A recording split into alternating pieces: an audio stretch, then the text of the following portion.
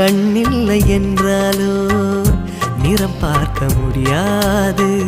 நிறம் பார்க்கும் உன் கண்ணை நீ பார்க்க முடியாது. குயில் இசை போதுமே, அடக்குயில் முகம் தேவையா? உணர்வுகள் போதுமே, அதன் உருவம் தேவையா?